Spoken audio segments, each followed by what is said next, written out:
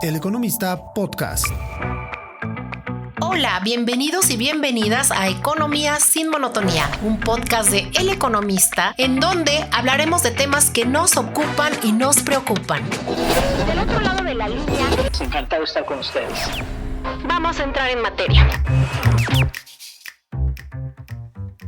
Yo soy Ana María Rosas, editora de la sección de Finanzas y Dinero de esta casa editorial. Hoy, unos días antes de Navidad, en el que será el último capítulo de este año, por lo que aprovecho para agradecer a todos los que se han dado el tiempo para escuchar este podcast y a aquellos que también nos han brindado su tiempo para conversar con nosotros de diferentes temas económicos que a veces, pues la verdad, nos dan miedo, pero principalmente pues no hablamos de ellos por desconocimiento. Pero estamos seguros de que después de escuchar estos episodios, usted tiene un tema más que poner sobre la mesa. Y bueno, hace unos días en la Cámara de Diputados se aprobó el presupuesto de egresos de la Federación para el 2025, tal cual lo envió el Ejecutivo a través de la Secretaría de Hacienda. Cuando digo tal cual, hablo de los dineros porque sí hubo reasignaciones, amigos, amigas, y ahorita hablaremos un poquito de ello. Y bueno, el paquete económico se entregó el 15 de noviembre. Ellos tenían hasta finalizar el año para entregarlo, pero bueno, lo aprobaron apenas la semana, lo aprobaron la semana pasada. Y bueno, a decir del secretario de Hacienda, Rogelio Ramírez de la O, este es un presupuesto humanista para atender las necesidades de la población y darle bienestar. Hablamos de un gasto total de 9.3 billones de pesos, el cual provendrá en su mayoría de ingresos, tanto tributarios como no tributarios, estimados en 8.05 billones de pesos. Pero para complementar estos 9.3 billones, hay autorizado endeudamiento tanto interno como externo por 1.5 billones de pesos. Y para hablarnos un poquito de algunos aspectos a destacar del presupuesto y que ustedes lo tengan un poco más claro, está con nosotros Belén Saldívar, nuestra reportera especialista en temas de gasto público e impuestos, entre otras cosas, porque hace muchas cosas. Belén, muchas gracias por estar con nosotros. Hola Ana María, muchas gracias por invitarme otra vez a este espacio y también pues un saludo a todos los que nos escuchan. Pues bien, Belén, hablaba yo hace un momento de la deuda autorizada por los legisladores, la cual, como sabemos, se traduce en un déficit público. Esto es como cuando usted no le alcanza el dinero y pues usa la tarjeta de crédito. Esto es el déficit. Todas las deudas que usted tenga, pues es el déficit que usted tiene en su bolsillo. Pero bueno, no nos alcanza. Y hemos escuchado mucho estos días la palabra del déficit, que si preocupa, que si no. Belén, ¿nos puedes decir un poco por qué generó tanta preocupación y sigue generando este déficit público, que sería, creo que no lo dije, el déficit público para este año cerraría en 6% como proporción del Producto Interno Bruto y el próximo año se estima en 3%, que es reducirlo pues a la mitad? ¿Tú nos puedes, por favor, explicar en español esto qué significa? Así es, Ana María, ya como lo mencionaste, pues el déficit tal cual es la deuda que contrae el gobierno para solventar sus gastos. Hay que entender que tal cual la deuda por sí misma no es algo malo, pero el problema es cuando esta deuda es algo que se repite, y el problema con el déficit, ya bien lo mencionabas, este año va a cerrar en casi 6% del PIB, ¿no? El argumento del gobierno pasado, de Andrés Manuel López Obrador, era que este gran nivel de deuda que se contrajo fue para poder terminar obras prioritarias que tenía, tales como la refinería de Dos Bocas y el Tren Maya. Sin embargo, vemos que para el siguiente año el gobierno ya de Claudia Sheinbaum pretende reducir este déficit con lo que se llama una consolidación fiscal, ¿no?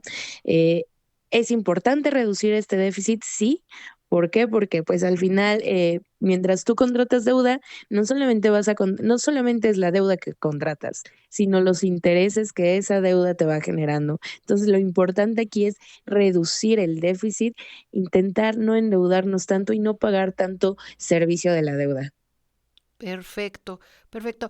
Oye, Belén, y una vez que ya tenemos pues un poco de claridad en esto, porque es importante, insisto, que es como cuando tú tienes tu tarjeta de crédito, pues le vas bajando o tu crédito hipotecario, pues para deber menos y tener más liquidez, por así decirlo. Y una vez sabiendo esto, ¿cuáles son o cuáles serían los aspectos en el gasto que se ve hacia donde se va a perfilar el gobierno de Claudia Sheinbaum? Claro que sí. Lo que te comentaba, ¿no? La consolidación fiscal del Ujú, siguiente año es para bajar el déficit de 5.9 ujú, a 3.9% del PIB, lo que son 2 puntos porcentuales menos. ¿Cómo lo plantea el siguiente gobierno? Es justamente con un tijeretazo al gasto público, ¿no? O sea, estos 9.3 billones de pesos que tú comentabas al inicio, ujú, significan una reducción del gasto de 1.9 billones de pesos. ujú, Entonces, ya en lo que tú mencionas del gasto público, pues sí, tenemos obviamente, pues todavía los programas sociales prioritarios que rondan alrededor de 835 mil millones de pesos y en donde la gran estrella sigue siendo la pensión para el bienestar de adultos ujú, mayores. ujú. Pero ya cuando lo vemos por función, pues eh, uno de los problemas o discusiones que se dieron fue justamente la reducción que se hace al gasto funcional en salud, ¿no? Ujú. El gasto funcional en salud para el siguiente año se estima sea 881 mil millones de pesos, lo cual representa una caída de 12.2% en comparación anual. Entonces, pues la crítica es esa, ¿no? Tú vas a hacer ciertos recortes. También hubo un recorte pequeño en el gasto en educación, pero eso digamos que se solventó un poco con las reasignaciones que se hicieron durante la discusión del presupuesto de egresos. Pero tienes estos recortes en salud de 12.2%, tienes un recorte en cultura de 24%, tienes un recorte en protección ambiental del 5.6%. Es decir, la crítica que se le hace al presupuesto es, vas a hacer tu consolidación fiscal con esta reducción del gasto, pero que también va a afectar eh, pues a la sociedad, ¿no? Al bienestar de la sociedad, pese a lo que comentas, que bueno, se vende como un presupuesto humanista y que está Ujú. a favor de generar un mayor bienestar social a la población.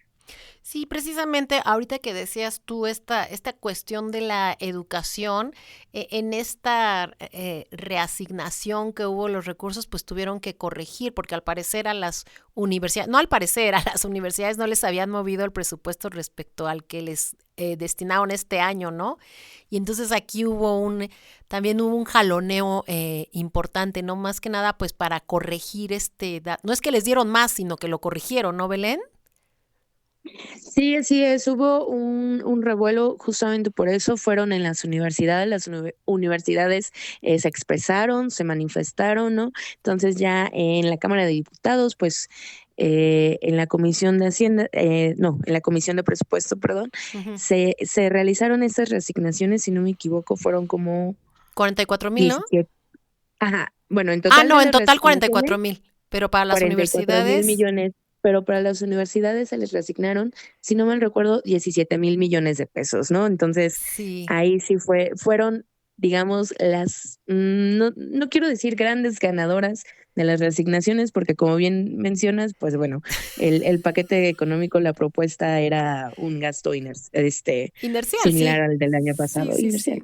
Sí, que no hubo grandes cambios. Y esto es lo que veíamos, porque bueno, también cuando están las discusiones, pues siempre hay temas que son más mediáticos, ¿no? Siempre hay temas que llaman más la atención y a lo mejor el documento, que es un documento amplísimo, pues tiene muchos otros aspectos que son hasta más importantes, pero pues bueno, estos son los aspectos que generan pues más ruido, por así decirlo, ¿no? Luego salió la UNAM con un comunicado, el IPN con un comunicado de cómo era posible, ¿no?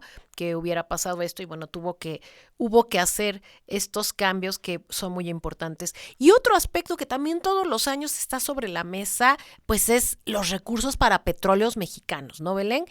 Y este año llamó mucho la atención también, pues que dijeron que iban a consolidar, ¿no? El pago que hacen las aportaciones o los impuestos que paga Petróleos Mexicanos y que seguramente nuestros escuchas habrán visto. ¿Cómo quedaría la situación de Petróleos Mexicanos, Belén? Sí, bueno, creo que es bien conocido que Pemex es una de las petroleras más endeudadas a nivel mundial Ujú. y desde el gobierno pasado se ha intentado pues ayudar financieramente a Pemex, ¿no? Para el siguiente año, perdóname, lo que busca el gobierno es que los impuestos que pagaba Pemex, que principalmente era el derecho de utilidad compartido, Ujú. más los otro tipo de impuestos, ya ahora nada más se paguen un solo impuesto que es el derecho petrolero para el bienestar. Eh, este derecho, pues al final termina, digamos, consolidando el derecho de exploración, el derecho de extracción, Ujú. perdóname, y el derecho por la utilidad compartida. Ujú. Además de esto, también hay que recordar que el gobierno desde años pasados, pues le ha hecho transferencias a la petrolera también para, pues ayudar a pagar el pago de su deuda, ¿no? Estas transferencias se hacen a través de la Secretaría de Energía. Y para el siguiente año, las transferencias van a ser de 136,210 millones de pesos. Ujú. Que es bastante dinero, ¿no? Que es lo que de pronto Sí, claro. escuchamos estas cifras, pero son estos 130,000 y a estos hay que sumarles otros, ¿no? O es todas las... No, no, estas son tal cual las transferencias Ah, ok. que se le van a hacer a Pemex. Y ya Ya lo de que ahí, paga pues, Pemex es otra cosa. ajá, ya es Exacto. el gasto de Pemex, ¿no? Pero Ajá. también hay que recordar que, por ejemplo, lo que se hizo durante este año fueron, ¿cómo se dice? Condonar, bueno, no Sí, condonar los impuestos, se los aplazar el postergaron. pago de impuestos, Postergaron el pago de postergar impuestos, ¿no? Ujú. el pago de impuestos a Pemex, lo cual también es un alivio, ¿no? Pero pues aquí otra vez es la misma crítica. ¿Qué tanto puedes seguir apoyando a Pemex cuando tienes unas finanzas públicas tan apretadas? Sí, lo que se conoce vulgarmente como patear el balón, ¿no? Es lo único que hacen. Patear el balón y en lugar de pagar en mayo, pues les dicen, bueno, entonces paga en julio, luego paga en agosto y así, ¿no? Que de hecho lo volvieron a hacer, ¿no? Esta última vez creo que volvieron a dar una prórroga para el pago del Sí, DUC, del famoso DUC, ¿no? Bueno, en general, ¿no? De todos los adeudos que tiene la petrolera con el gobierno federal. Y así bueno, es. Entonces, pues a ver. sí, sí, Belén, y yo creo, me gusta mucho, como tú lo sabes y como ustedes saben, amigos, amigas, pues que a mí me gusta que nos escuche pues toda la gente, ¿no? Los chicos que van a la escuela seguramente que esto les va, es oro molido para ellos cuando nos escuchan. Esto es por la parte del gasto. Bueno, por último, por la parte del gasto, yo te quisiera preguntar, para que nos escuchen, lo hemos publicado en las páginas del Economista, pero hacia dónde es donde se va más cantidad de dinero? No porque sean programas prioritarios, sino pues porque es importante. Sabemos cuáles son, pero nos los puedes decir, Belén, que es pensiones o corregirme, ¿no? Se va el gasto a pensiones, al pago de la deuda y a las aportaciones a los estados y municipios. ¿Estoy bien? Así es, Ana María. Del siguiente año, por ejemplo, tenemos que un 80% del presupuesto ya está comprometido en ciertos gastos, ¿no? O sea, de cada 10 pesos que el gobierno gasta el siguiente año, 8 pesos se van a destinar al menos a unos 4 rubros. Estos son, por ejemplo, bien lo mencionabas, ¿no? El, las pensiones, el gasto en pensiones, tanto contributivas como no contributivas. Las no contributivas son las que se dan a través de los programas sociales. Tan solo este gasto representa 23% de los 9,3 billones del gasto total, ¿no? Ujú. Tenemos también, por ejemplo, del gasto federalizado, que son los recursos que se destinan a las entidades del país, pues este va a ser de 2.6 billones de pesos, lo que también representa 28% del presupuesto, ¿no? Y luego el costo financiero que también tiene que ver con lo del déficit, lo que comentaba hace rato, ¿no? De que mientras contratas deuda, no solamente es la deuda, sino también el servicio de la deuda, o sea, El lo que pago te de va generando a intereses, través ¿no? de los años, Ujú, pago de intereses y otras cosas. ujú. Este es de alrededor de 1.4 billones de pesos, que también representa ahí 15% del presupuesto. Además de estos gastos, o sea, lo restante es como en el gasto de los organismos como el IMSS y el ISSSTE, que también pues el gobierno tiene que estar ahí Claro. otorgándoles el presupuesto, ¿no? Y al final, pues, ¿con qué te quedas? Te quedas con un 20% para todos los demás rubros, lo cual pues es bastante pequeño, ¿no? O sea, para Ujú. cubrir todas las necesidades que tenemos como población. O sea, te comentaba hace rato, ¿no? El gasto en salud cayó, o más bien va a 13. caer el siguiente año Ujú, 12%, ¿no? ujú. Y con esto va a representar alrededor de 2.8% del PIB, cuando la recomendación internacional es que represente 6% del PIB. O sea, no estamos ni a la mitad. Ujú, sí, casi la tercera parte. Sí, es desgraciadamente, pues son estas decisiones que se han tomado a lo largo de, de los años. No solamente en México, amigas, creo que esta es una situación, pues, a nivel mundial. Han sido años difíciles, la pandemia, luego viene, pues, la inflación, esto hace que suban las tasas de interés, y bueno, pues es un círculo vicioso. Belén, y por la parte de los ingresos, pues no hay reforma fiscal, ¿no? Que es algo, eh, pero ¿qué es lo que estamos esperando para el próximo año, principalmente en la parte de los ingresos? Así es, el gobierno de Claudia Sheinbaum al menos se va a aventar igual, yo creo que la primera mitad de su mandato sin reforma fiscal. Ellos, justamente la consolidación fiscal del siguiente año se va con la disminución del gasto y un aumento de los ingresos, ¿no? De 5.4%. Esto se explica aún sin reforma fiscal, ellos esperan un crecimiento el pago de impuestos de Ujú, 2.8% y ellos a lo que le apuestan o le van a apostar más bien en el 2025 es a la digitalización, ¿no? O sea, de hecho también tenemos la creación de la agencia, ay, ¿cómo se llama? La agencia digital. ay, se me olvida a mí también, pero bueno, sí, esta agencia, ahorita la busco mientras platicamos. Ajá, y también pues mejorar los procedimientos en cuestiones como las aduanas, también que ahí es un punto muy importante de recaudación para el erario. Entonces, y también lo que ellos están apostando es por un programa como de regularización fiscal, que solamente va a ser para el siguiente año. Ellos dicen que no es Es la digamos, no nueva, es te voy a como interrumpir, amigos, amigas, es la Agencia de Transformación Digital, así se va a la llamar. agencia de transformación. La que está a cargo de José Merino, ¿no? De Pepe Merino, ¿es esa? Sí, Sí, es sí, sí, esa, sí. ¿no?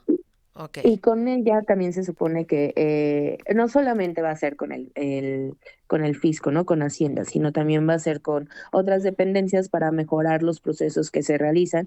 Ujú, Y en estos procesos, pues obviamente entra el pago de impuestos. ujú, Entonces, y te digo, también para el siguiente año, pues el gobierno pretende captar un poco más de recursos con un programa de regularización fiscal que está enfocado para personas físicas, micro, pequeñas y medianas empresas y se va a aplicar solamente a los contribuyentes que tengan ingresos de hasta 35 millones de pesos. ujú. Entonces, eh,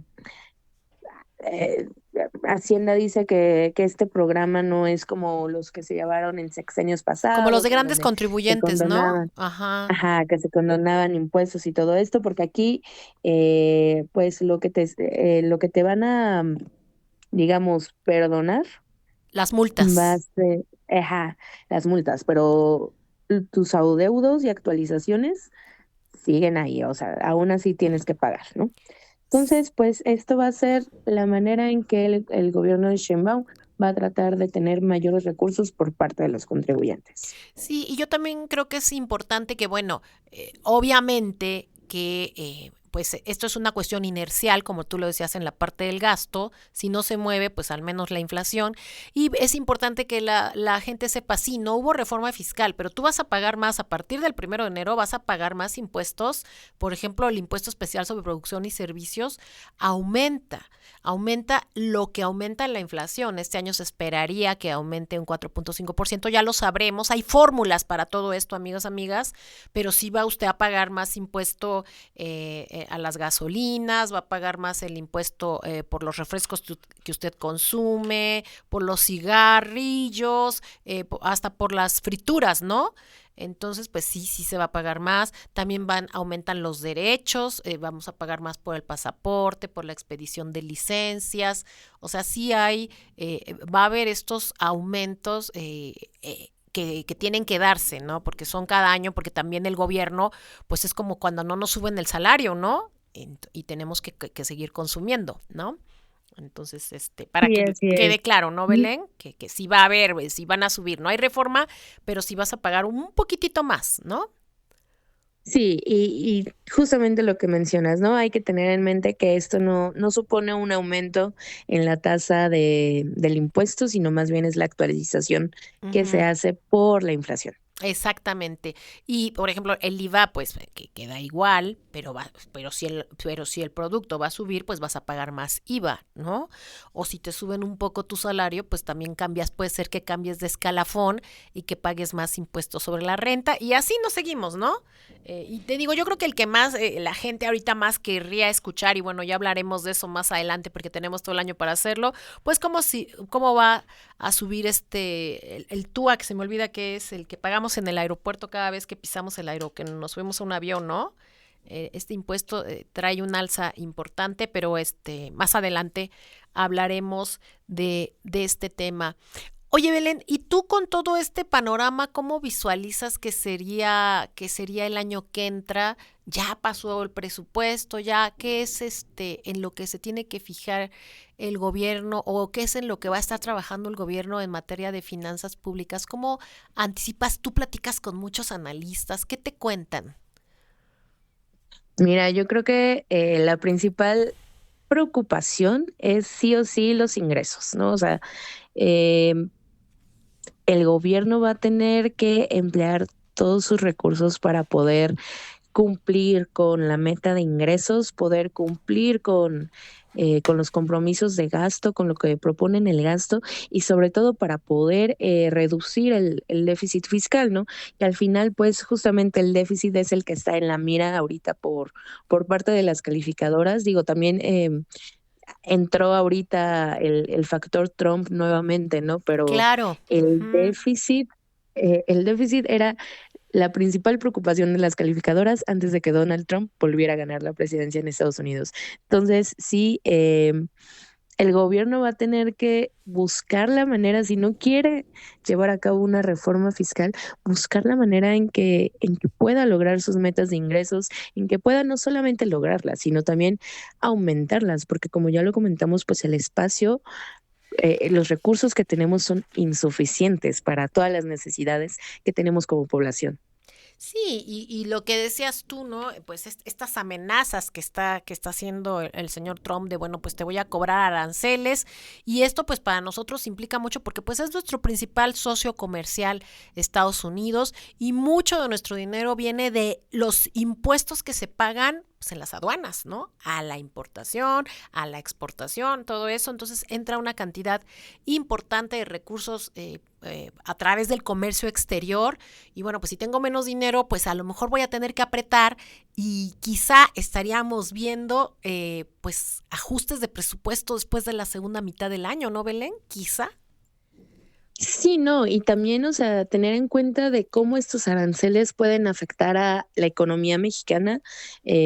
Hacienda prevé que el siguiente año se tenga un crecimiento puntual de 2.3%, ¿no? Y con eso, digamos que está, bueno, el rango es entre 2 y Sí, 3%, ¿no? ajá. Con eso está realizado las estimaciones del presupuesto. Entonces también hay que pensar que si los aranceles afectan la economía mexicana y crecemos menos, pues esto también va a pasarle factura a las finanzas públicas. Sí, definitivamente a las finanzas públicas y en algún momento pues todo esto pasa al bolsillo de pues de toda la población, ¿no? Desgraciadamente. Pues Belén, yo estaría contigo, siempre digo esto, horas platicando, es un tema muy importante, apasionante. Te agradezco que hayas estado con nosotros y seguramente que el año que entra pues platicaremos muchísimo. Gracias, también que tengas pues unas feliz celebración de cierre de año. No, pues muchísimas gracias, Ana, por invitarme nuevamente al espacio. Yo feliz de estar aquí y pues igual mis mejores deseos para ti en estas fiestas y también para todos y todas las que nos escuchan.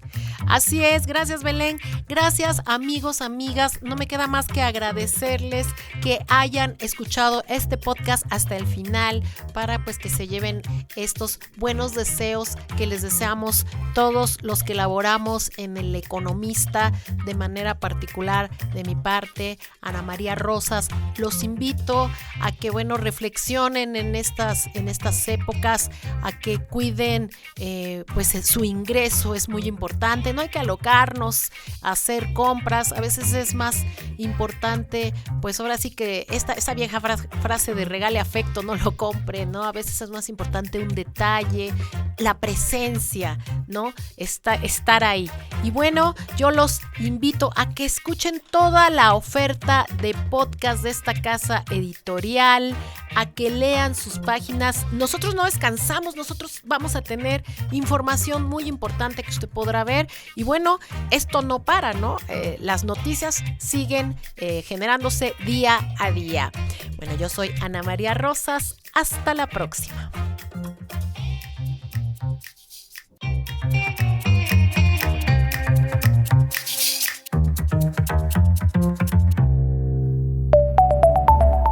El Economista Podcast. Si este episodio te pareció interesante, entretenido o informativo, no olvides calificarnos con 5 estrellas en tu aplicación móvil de Spotify.